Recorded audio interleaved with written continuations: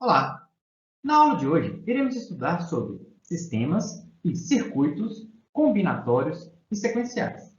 Eles serão a base para que a gente possa dar continuidade ao curso de automação no tema de comandos elétricos. Vamos lá! Para motivar o estudo sobre comandos elétricos, vamos tomar como exemplo o caso de um misturador de tinta, que é esse que está aqui apresentado. Temos aqui, então, um misturador. Neste misturador, nós temos um conjunto de válvulas, que seriam as entradas de tintas, onde a mistura vai ser realizada com essas tintas. Temos um motor, que vai fazer a agitação dessas tintas e, portanto, realizar a mistura. E um sensor A, que seria um sensor de nível, de tal modo que, se o nível estiver acima de um determinado valor pré-determinado, nós podemos iniciar o processo de mistura. Então, como que ele é dado? Como que ocorre esse processo de mistura? Então, vamos lá. Temos aqui um motor M acoplado a uma hélice que realiza a mistura da tinta. E foi o que eu comentei. Está aqui o nosso motor, com a parte da hélice, para realizar a mistura. Um sensor de nível A indica que o nível do tanque já atingiu um valor mínimo para que o motor comece a funcionar. Também, como já foi dito, está aqui o sensor de nível e só quando atinge esse ponto que a hélice vai poder girar através do acionamento do motor. As válvulas B, C e D permitem a passagem de tinta. Logo, B, C e D, uma vez habilitadas, as tintas irão entrar aqui no processo e ser depositadas dentro desse tanque. O motor, o sensor e as válvulas são considerados ligados quando estão em nível lógico 1 e desligados caso contrário. Então, se eu digo, a válvula C está ligada, é dizer que ela está em nível lógico 1 ou que está em estado lógico de verdade. Então, dadas essas condições que foram apresentadas, o que nós queremos é projetar um circuito tal que o motor M, esse nosso motor de atuação, somente será acionado quando A for ativado, ou seja, o nível estiver acima do necessário para que possa iniciar o processo de mistura, e quando duas ou mais válvulas forem acionadas. Então, dada essa apresentação de como é o processo de mistura de tintas, o que nós queremos é em quais condições eu vou poder acionar o motor, ou quais condições eu vou ter como saída verdade no acionamento do motor em função das nossas entradas, sendo nossas entradas o sensor e a informação de abertura ou fechamento das válvulas. Então, isso aí fica para você fazer como atividade uma tabela verdade relacionando tudo isso e onde a sua saída ou sua proposição final seria o resultado do acionamento ou não do motor de agitação. Então, deixe isso aí como tarefa para você. Pause o vídeo e resolva esse exercício. Aí, mais para frente, iremos dar continuidade, apresentando os conceitos do que seria um circuito combinatório e um circuito sequencial, onde você vai entender em que ponto esse seu misturador de tinta ou em que categoria esse seu misturador de tinta estará. Então, agora que você fez o exercício, vamos passar então para a tarefa de definir o que seria um sistema combinatório e o que seria definir um sistema sequencial, que é isso que aqui está. Para um sistema combinatório, as saídas dependem somente das entradas no instante de tempo observado. É dizer que, se eu tenho uma dada informação de entrada, eu tenho, através de um sistema digital, que seria um sistema combinatório, digital pelo fato de ser os estados lógicos somente serem verdadeiro ou falso. Então, em função das entradas, dado o meu sistema digital, eu consigo determinar a minha informação de saída. Então, dada a entrada, eu tenho a minha informação de saída. Isso qualifica o meu sistema combinatório. Passando agora para o caso do sistema sequencial, as saídas elas dependem tanto das entradas no instante de tempo observado, como também das saídas em instantes de tempo anteriores. Então, se nós observamos uma situação atual, a saída dependerá tanto das entradas nesse instante que estamos observando, como também das saídas em instantes anteriores. O que vai definir, então, um sistema sequencial? O que vai caracterizar esse nosso sistema sequencial? A existência de um elemento de memória, de tal forma que a saída que foi realizada em um instante de tempo qualquer, um instante de tempo K, é o que a gente define, então ela vai ser memorizada, porque no instante de tempo K mais 1, um instante de tempo posterior, essa informação passada vai ser realimentada e utilizada para determinar a saída futura. Isso é o que vai definir o nosso sistema sequencial. Daí, agora pause, reflita no exercício que você fez no slide anterior e classifique. O seu sistema, ele é do tipo, ou aquele sistema do misturador de tinta, ele vai ser classificado como um sistema combinatório ou um sistema sequencial? Imagino eu que você tenha respondido que o nosso misturador de tinta, ele é um tipo de sistema combinatório.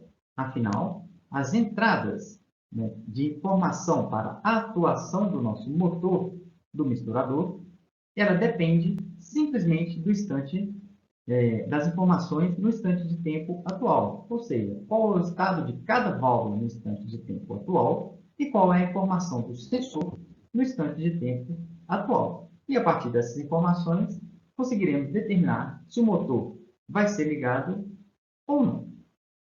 Mas agora vamos pensar o seguinte: e se eu tiver que memorizar alguma informação sobre o meu sistema? Como eu faço isso? Então, nos sistemas digitais, nós temos o que denominamos como elementos biestáveis.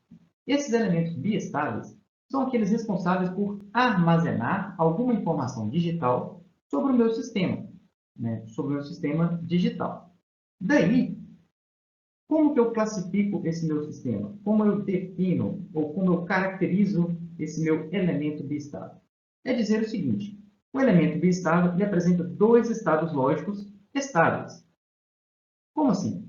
Então, é dizer que se eu atuo ou se eu dou uma entrada para o meu biestável, a minha saída ela vai se manter como, por exemplo, verdade e independente do que ocorra na entrada, do tipo, ó, acionei e depois eu desacionei. Então, essa informação ficará como verdade e permanecerá como verdade, mesmo que eu desabilite a minha entrada. Isso vai ser explicado melhor quando a gente detalhar essa tabela que está logo aqui abaixo. Mas vamos dar continuidade. Então, o meu elemento biestável, ele passa de um elemento lógico a outro pela ação de um pulso externo. Então, vou vir aqui nessa figura e nós temos que aqui está o meu elemento biestável, aqui estão as entradas desse meu elemento biestável, que, definido aqui pelas letras R e S, é dizer que o meu elemento biestável pode ser resetado ou setado. Quando o meu elemento biestável é setado, ou seja, eu atuo com essa entrada, a saída que ela vai para o estado lógico de verdade. Então, se eu tenho verdade em S, eu tenho verdade na minha saída. Consequentemente, a negação da minha saída será o valor contrário. Se aqui eu tenho verdade, aqui embaixo eu vou ter falsidade. E se eu venho aqui agora na minha entrada R e pressiono, eu falo, agora o meu circuito vai resetar. Então, se eu reseto o meu elemento biestável, a minha saída aqui vai para o estado lógico zero, ou para o estado lógico de falsidade, e a saída negada, né, ela vai para o estado contrário ao que estava a minha saída aqui. Isso é demonstrado nessa tabela elementar, de tal que, se R e S estão em estado lógico zero, ou estado lógico de falsidade, nós temos que a saída posterior, por isso está com n mais 1, que seria o instante de tempo futuro, ela vai permanecer com o estado anterior, que seria o nosso Q de n, ou o instante de tempo passado. Por isso, nós dizemos que o meu estado do meu elemento biestável será manter a informação que estava no passado. Mas, se eu venho aqui agora, na minha entrada de set, né, de habilitação, e coloco ele em estado 1, ou verdade, e mantenho o meu reset em 0, nós temos que a nossa saída, que n mais 1, ou o instante de tempo futuro, vai para o estado lógico de verdadeiro. Então, seria setar o meu elemento biestável ou levar a minha saída Q para o estado lógico de verdade. Agora, se eu venho no meu reset e coloco ele em estado lógico 1, de verdade, e mantenho ou deixo o meu estado, a minha entrada de set em 0, o meu elemento biestável vai para 0, ou saída em falsidade, indicando que o meu elemento foi resetado. Agora, devemos observar o seguinte: nos elementos biestáveis, né, na sua concepção mais simples, se eu faço verdade e verdade nas minhas duas entradas, entradas de set e entrada de reset, essa é uma situação não permitida. Então, o meu estado eu considero também como não permitido. Nós vamos ver mais adiante no curso que essa condição de setar ou resetar ao mesmo tempo, se eu pressiono os dois, o que deve acontecer, será tratado mais adiante, onde veremos circuitos que possuem prioridade para setar, ou seja, se eu pressiono os dois, a minha saída, os dois ao mesmo tempo, a minha saída vai para o estado lógico verdadeiro.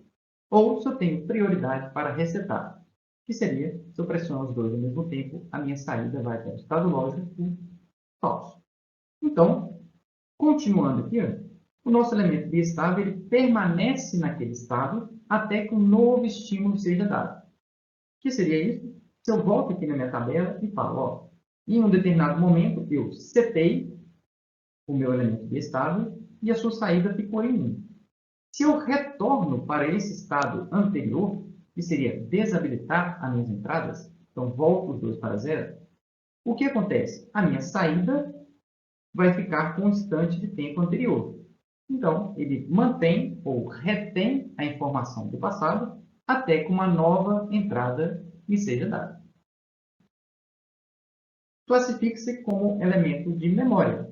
Então, essa última leitura é para confirmar que realmente o meu elemento biestável ele vai trabalhar para manter e reter a informação do seu circuito ou do seu sistema digital. Vamos agora definir o que seria um controle sequencial. Se ele é sequencial, você pode imaginar que, ok, isso vai estar associado a um sistema sequencial, que é o que ocorre. Afinal, no controle sequencial, nós vamos depender de informações passadas para tomar ações no futuro. Então, vamos lá. Quais são as características de um controle sequencial?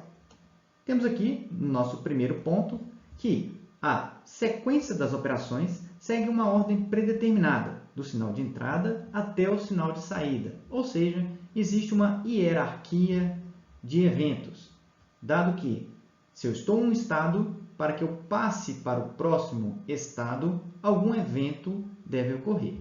Então, o segundo ponto, o sinal de controle é transmitido obedecendo certas condições durante a execução da sequência. Então, é dizer que cada informação de controle que eu tenho que enviar para a atuação do meu sistema, ela vai obedecer a certas condições. E essas condições podem ser informações do passado e informações do presente. E, por fim, o passo seguinte ele é executado dependendo do resultado anterior. Então, essa informação aqui do resultado anterior indica que nós temos, de alguma forma, um elemento de memória para informar ao sistema qual era o estado passado do meu sistema sequencial. E isso, portanto, vai caracterizar o nosso controle sequencial. Aqui nós temos uma figura ilustrativa de um fluxograma, mas através desse nosso fluxograma é possível entender que se eu tenho um estado de partida, né, vamos dizer assim, ele vem para esse módulo aqui, é um módulo de decisão. Então, ele vai decidir, né, em função de alguma informação, se ele vai para esse estado que está aqui em verde ou esse outro estado que está aqui em vermelho.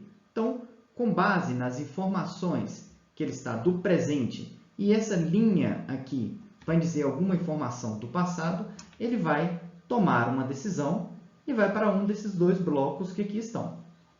Feito isso, vamos supor que ele foi para o bloco verde. Ele vem novamente para o bloco decisão e, em função da informação que ele possui, ou ele vai para esse círculo que está aqui indicando que a ação ou nosso controle vai ser finalizado, ou, se não, com base nessa decisão, ele vai ser realimentado, tomar como uma nova informação e decidir para qual caminho ele vai. Então, tudo isso, veja que a ação que eu estou tomando depende das condições do presente e também de informações do passado. Para exemplificar um controle sequencial, vamos tomar como exemplo esse sistema que está aparecendo aqui, que seria um sistema de aquecimento. Então, se ele é um sistema sequencial, né, e eu quero realizar sobre ele um controle sequencial, uma sequência de eventos deve ocorrer. Então, esses 3 eventos que aqui estão é o que indica o processo referente a esse nosso sistema de aquecimento. O que aqui está? Encher o tanque com matéria-prima até certo nível. Aquecer o conteúdo do tanque com uso de vapor, agitando até uma dada temperatura. E dar vazão à matéria aquecida. Esses eventos que aqui estão numerados aqui de 1 até 3, de tal modo que espera-se que o primeiro evento que ocorra seja o evento 1, o próximo evento seja o evento 2 e, por fim, o último evento seria o evento 3. Então, no nosso controle sequencial, nós temos que a sequência na qual ocorrem os eventos ela é importante. Afinal, eu não posso trocar a ordem do evento 2 com o 3, porque seria, eu vou encher o tanque com a matéria-prima e, posteriormente, eu vou dar vazão à matéria aquecida. Ora, mas a minha matéria ela ainda não foi aquecida. Então, eu não posso simplesmente trocar a ordem dos eventos. Isso, relembrando o que foi apresentado anteriormente, em um controle sequencial, a ordem dos eventos ela é muito importante e, muitas vezes, necessária para que o nosso sistema funcione. Então, agora, se eu quero demonstrar como funciona esse nosso sistema de aquecimento, eu posso considerar cada uma dessas etapas e indicar aqui na figura, que seria, primeira etapa, encher o tanque com matéria-prima. A matéria-prima, aqui apresentada, ela vai entrar no tanque se eu acionar, ou se eu abrir essa minha válvula V1. Entra, então, com o material no tanque, ok? Atinge um determinado nível, que seria esse nível que está aqui apresentado. Uma vez que esteja nesse nível, o que eu faço é, a etapa 1 está concluída, posso passar para a etapa 2, que seria aquecer o conteúdo do tanque. Então, para aquecer o conteúdo do tanque, estou aquecendo com vapor através da abertura dessa válvula V2. Então, vem aqui essa simbolização de aquecimento. Então, estou aquecendo o material que está aqui nesse tanque, mas, além disso, eu também estou agitando através dessa indicação desse motor com essa pá, com essa hélice aqui dentro do tanque. Quando esse processo ocorre, essa agitação e aquecimento do material, temos aqui um sensor de temperatura que vai verificar se a temperatura desejada foi atingida. Se foi atingida, nós podemos passar para a etapa 3, que seria dar vazão à nossa matéria aquecida. Então, dar vazão seria paro tudo o que estava acontecendo anteriormente, que seria a etapa de aquecimento e a etapa de agitação, e passo para a etapa de dar vazão à nossa matéria através da válvula V3. Isso que eu mencionei no slide anterior seria a operação do nosso sistema de aquecimento, que podem ser contemplada ou é suficiente a explicação através dessas 6 etapas que aqui estão. Você pode pensar num detalhamento ou um nível de detalhamento maior, mas acredito eu que essas 6 etapas sejam suficientes para representar a operação do nosso sistema de aquecimento. Que seria? Etapa 1. Abrir a válvula manual V1 para que a matéria chegue ao tanque. Eu estou colocando manual porque até então eu não automatizei o nosso sistema. Então, abrir a válvula V1 para que a matéria possa chegar aqui ao tanque. Fechar a válvula V1 quando a matéria atingir um certo nível no indicador L. Então, temos aqui o nosso indicador. Quando o nível chegar nesse ponto, vamos fechar a válvula V1. Abrir agora a válvula manual V2 para o aquecimento com a passagem de vapor pelo tubo e ligar o motor M, fazendo girar o homogeneizador. Então, nível atingido, abro a válvula V2, vai vir o vapor passando aqui, né, por essa serpentina e ao mesmo tempo eu faço a ligação do motor para que o meu agitador ou homogeneizador comece a funcionar. Então, nesse instante, né, vai aquecer e agitar o material que está aqui dentro desse tanque. Depois, quando a indicação do termômetro TH, então está aqui o nosso termômetro, atingir um certo valor, né, que eu posso definir, é um valor pré-determinado, interrompe a passagem de vapor, fechando a válvula V2 e para a agitação, desligando, né, o nosso motor M. Então, atingiu a temperatura, fecho essa válvula, desligo o nosso motor. Estou em condições de passar para a próxima etapa, que seria dar vazão à matéria aquecida, abrindo a válvula V3. Então, abro a válvula V3, vai dar vazão à matéria aquecida. Mas vamos pensar que o nosso processo ele é cíclico. Então, acabou essa etapa, ou essa batelada, que é o nome que a gente costuma escutar também, é de falar o seguinte, ó, acabou essa etapa, eu quero recomeçar. Então, como é que eu vou recomeçar? Então, quando o tanque estiver vazio, fecho a válvula V3 e aí reinicio a etapa 1, dando continuidade à parte cíclica do nosso processo ou do nosso controle sequencial de um sistema sequencial. E se agora nós queremos controlar esse nosso sistema de aquecimento de forma automática? Para isso, nós temos aqui 7 etapas que vão fazer com que o nosso sistema de aquecimento funcione, portanto, de uma forma automática. Peço a você que pause o vídeo agora, leia cada uma dessas etapas e aí volte para dar continuidade à explicação sobre como o nosso sistema de aquecimento vai funcionar na forma automática. Eu te aguardo. Você deve ter percebido que agora nós temos uma botoeira para dar partida ao processo e botoeira para dar encerramento a esse processo. Mas também nós temos válvulas solenoides que irão abrir e fechar em função dos estados atuais e anteriores desse nosso processo. Não existe mais o caso de uma válvula manual, onde um operador humano vai estar atuando nessa válvula para que o processo possa dar continuidade. Não será assim. Todo o nosso processo será realizado de forma automática. Então, como seriam essas etapas? A primeira delas, apertando-se uma botoeira de partida, o processo inicia com a abertura da válvula solenoide VS1 e a chegada ao tanque da matéria-prima. Então, foi o que a gente definiu, porém agora, se eu pressiono a botoeira e ele está na condição de iniciar o processo, essa válvula vai abrir e vai permitir, como a gente disse anteriormente, a entrada de matéria-prima. Quando for atingido um certo nível de matéria, no caso da matéria-prima, a nossa válvula solenoide 1 fecha devido à atuação do sensor de nível. O sensor de nível determinado aqui por esse indicador L, que aqui está. Fechando-se a válvula, ou seja, no momento que ocorre uma transição de estava aberta para está fechada, a válvula de controle de fluxo abre né, esse nosso VS2, que seria a nossa válvula solenoide 2. Então, para iniciar o processo de aquecimento. E também liga o motor M. Observe que nós temos um evento, que seria o evento de fechamento da nossa válvula solenoide. Então, esse evento de fechamento é o que vai acarretar a ocorrência de outros eventos.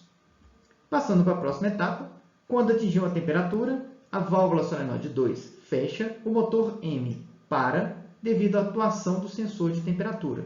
Então, agora, eu não preciso mais observar se a temperatura foi atingida. Não, um sensor vai indicar que a temperatura foi atingida e no momento que ocorre esse evento de atingir a temperatura desejada, isso vai desencadear, né, a ocorrência de outros eventos e o encerramento, né, como é o caso de eventos anteriores. Então, passando para o ponto 6 aqui, fechando-se a válvula solenoide 2, né, abre-se a válvula solenoide 3 para dar vazão à matéria e acionando um temporizador. Aqui eu coloquei um temporizador porque eu não tenho a informação de qual seria o nível mínimo. Mas eu posso pensar o seguinte, para esvaziar esse tanque vai demorar X segundos. Então, deixo esse tempo pré-determinado, né, o tempo aqui no temporizador, que vai fazer com que essa minha válvula solenoide 3 ela vai ficar aberta por um tempo e depois ela vai fechar automaticamente.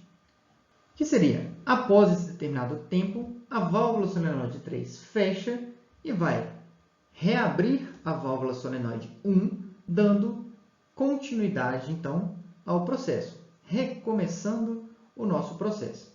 E aí eu falo, quando é que o meu processo vai ser interrompido? Ele será interrompido ou ele será finalizado quando a gente pressionar, né, a nossa válvula, a nossa botoeira de parada. Então, o processo solicitou a parada do processo, o processo faz a última batelada que ele tem que fazer, dá vazão à matéria e assim que ele terminar, né, de esvaziar o tanque, o nosso processo irá parar. Encerro por aqui nossa aula sobre conceitos de sistemas ou circuitos combinatórios e sequenciais. Espero que você tenha entendido esses conceitos e compreendido o que seria o nosso controle sequencial.